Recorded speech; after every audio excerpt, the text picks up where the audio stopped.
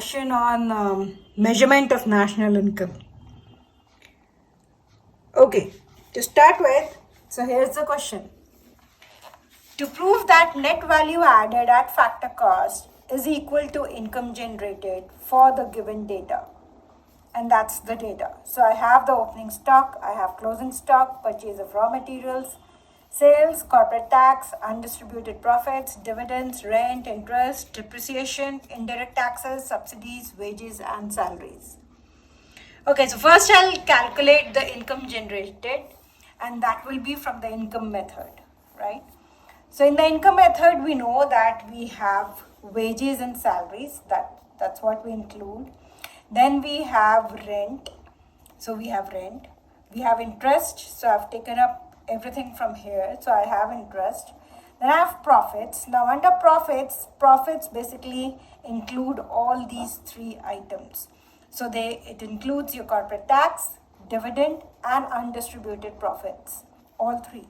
So you have to pick all three individually from this data. So corporate tax, undistributed profits, and dividends, you pick up here, and it's 100, 50, 50. So that makes it 200. So I've added 200 out here.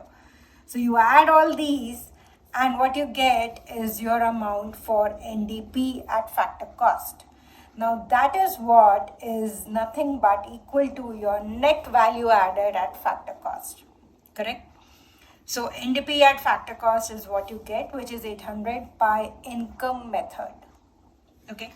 Now moving on to the value added method, because that's what we have to calculate for the next thing. So it's net value added at factor cost, and so for that we'll be using the value added method, correct? So value added method, the first thing that we have to calculate is your value of output. And we know that the value of output is calculated by adding sales, change in stocks, and production for self-consumption. So we have a figure for sales, which is 1200.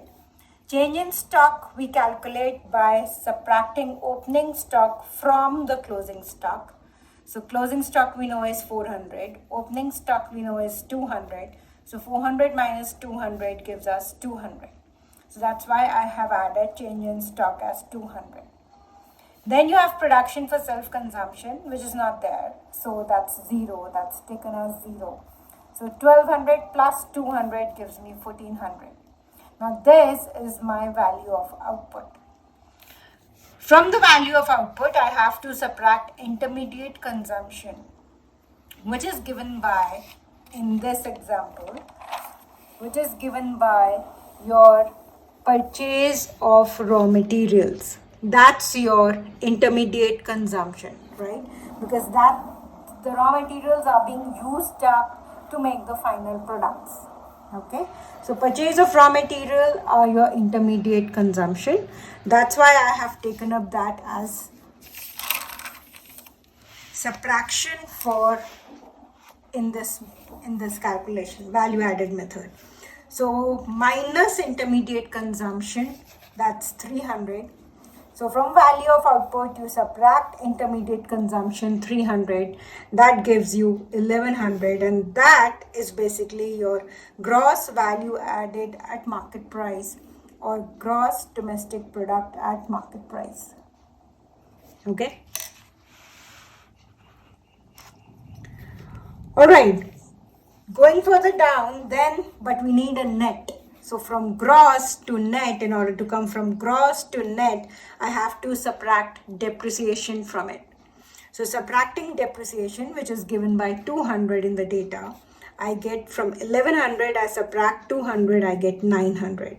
Now this gives me net value added at market price, or net domestic product at market price, right? Gross to net. Rest, everything else remains the same.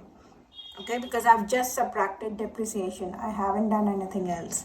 So depreciation is there in order to come from gross to net. Okay. All right. Then instead of this MP, which is the market price, I have to go to the factor cost.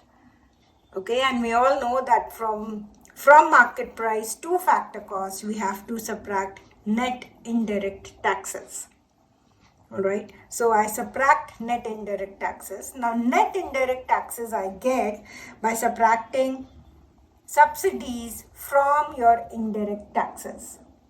So indirect taxes are given to us, which is 150. Subsidies are given to us, which is 50.